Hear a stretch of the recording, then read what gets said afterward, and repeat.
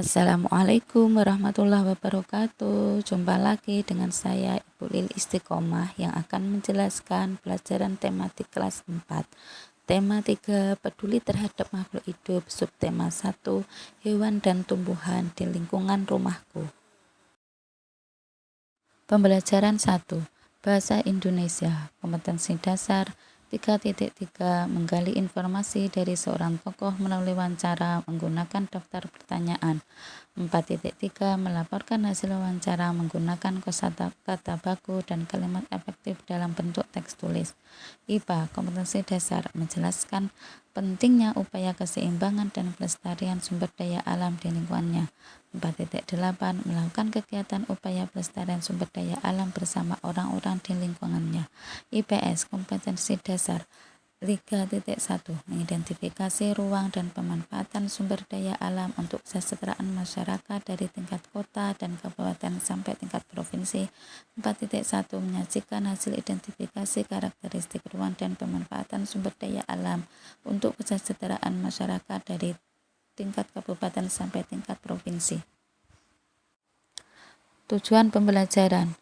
Yang pertama, dengan mengamati gambar, siswa mampu mempersiapkan wawancara dengan tepat.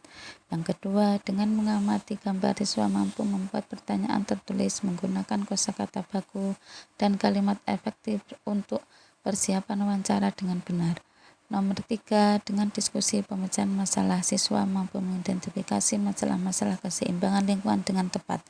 Yang keempat, dengan diskusi pemecahan masalah, siswa mampu mengidentifikasi karakteristik dataran tinggi, dataran rendah, dan pantai serta pemanfaatan sumber daya alamnya bagi kesejahteraan masyarakat.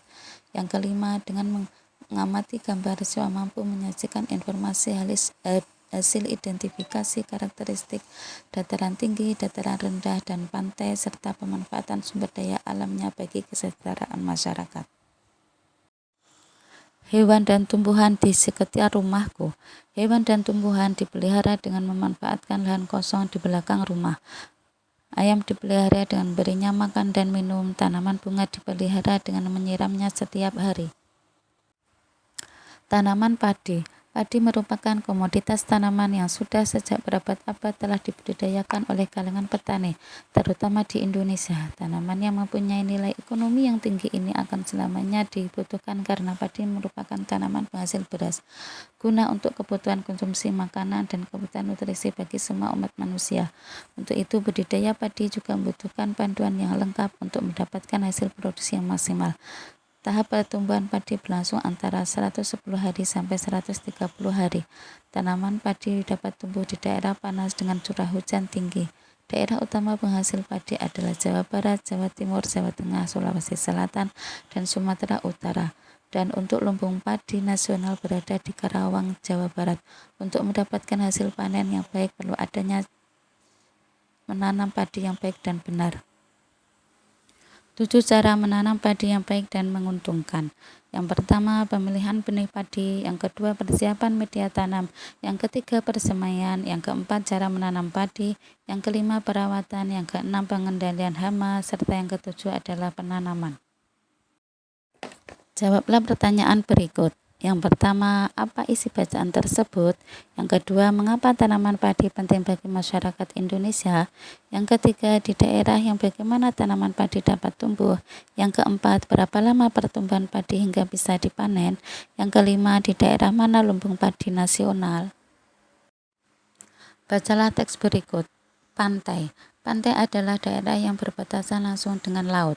Pantai ada yang landai dan ada pula yang terjal. Pantai yang landai biasanya digunakan untuk objek wisata.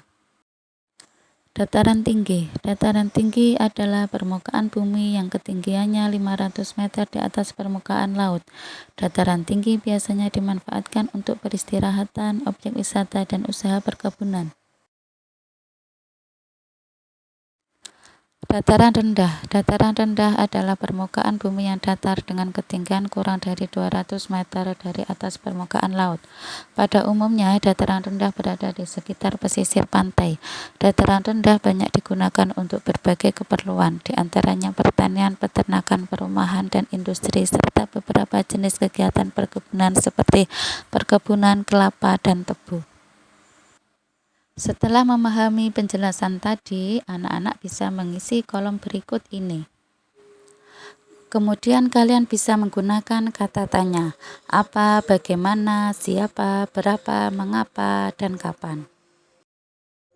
Demikian penjelasan dari Bu Lili, semoga bermanfaat dan terima kasih.